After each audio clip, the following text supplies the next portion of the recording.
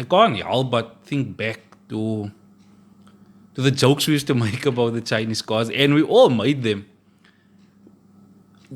To a point even where there were memes. There's this one meme where there's a Chinese car and a German bike. Not okay, sorry. Bike is built by China. I mean a bicycle.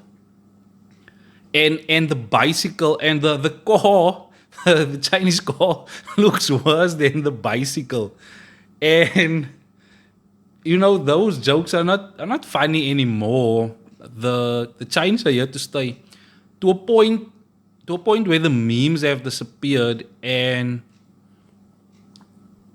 at the bare minimum, every family now has at least one uncle driving an Haval. And our malumes are pulling up like they're in Range Rovers.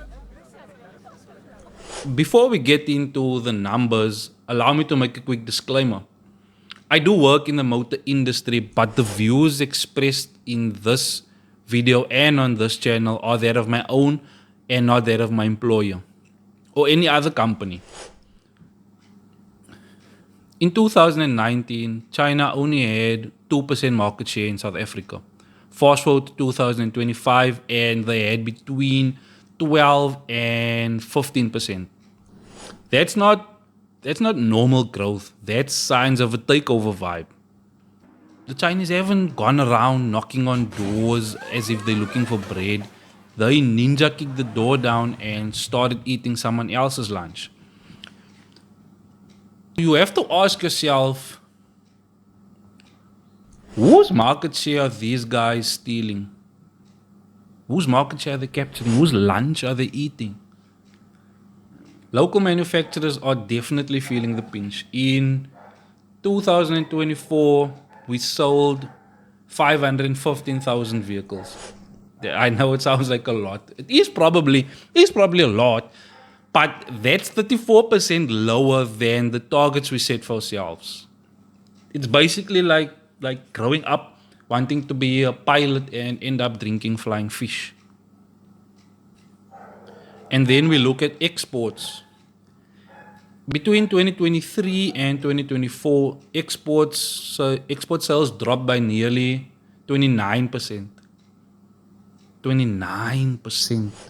That's not a dip. That's a cliff dive, no parachute. These guys, so our manufacturers are being squeezed from both sides. They can't sell as many cars here because of the import flood, and they can't sell as many overseas. It's like when you're a Kaizer Chiefs fan and a Liverpool fan simultaneously. You watch PSL, you lose. You watch the Premier League, you lose. Now here's where the story takes a turn you probably didn't see coming. Everyone's pointing fingers at China, and I understand they the loudest, they the flashiest, they the ones with the biggest marketing budgets. They in your face, they out there, they're on billboards. But the thing about pointing fingers is sometimes you point in the wrong direction. Because when you look at the actual numbers, when you look at the import stats from 2024, you see that the biggest importer of vehicles to South Africa wasn't China. It wasn't Germany. And no, it was not Japan. It was India. India, the cricketers. India. 57% of our imports are from India. That means, to put it into perspective, it means that 1 in every 3 new cars sold in South Africa is now made in China. Sorry. It was made in India. That's what happens when you say made in. It somehow just triggers in your mind that the next one is supposed to be made in China, but it's made in India. It's 1 in 3 new cars bought in South Africa is now made in India, not China, India. So while we making jokes about Chinese cars being called after cities, Beijing, and whether they lost or not, India basically snuck in and almost captured the entire entry-level market.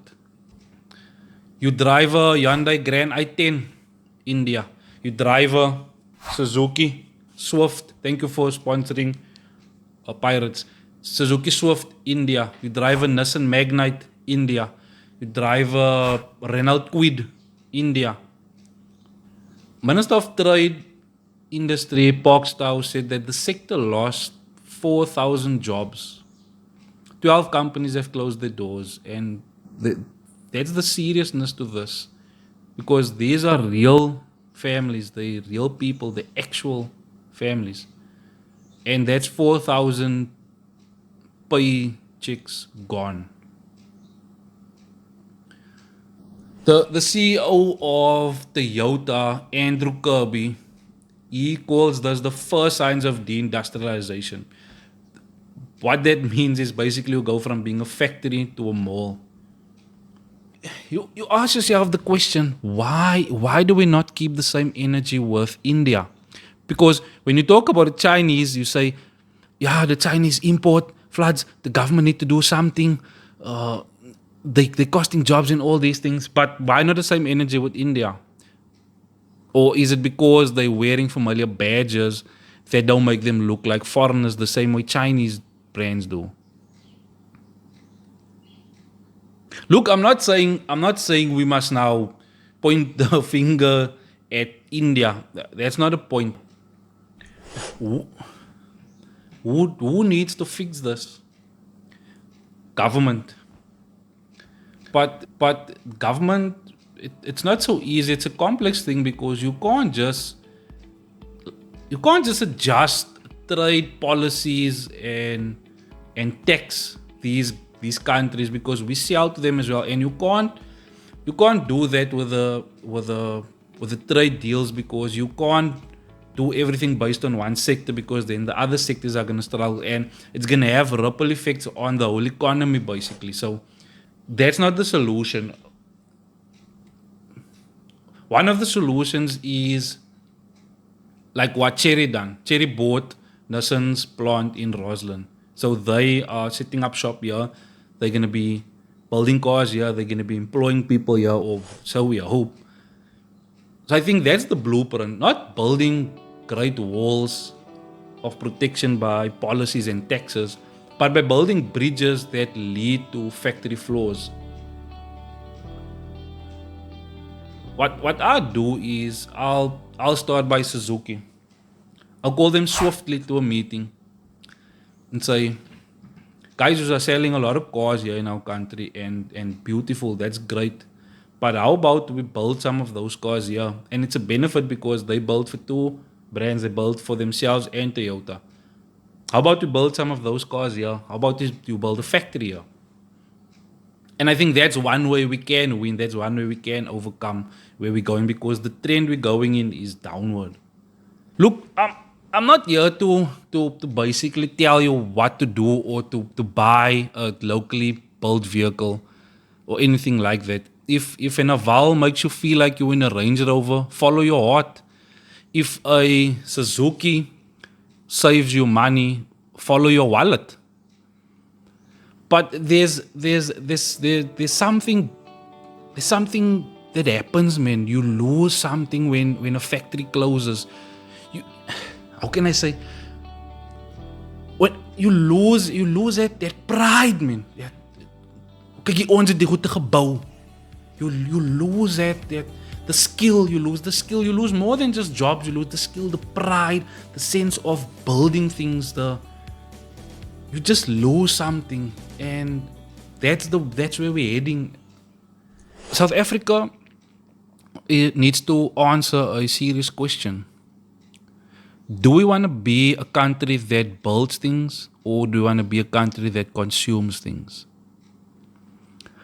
I really want to say thank you so much for watching up until this point. I really appreciate it. And if you enjoyed the video, please consider giving it a like and even possibly subscribing.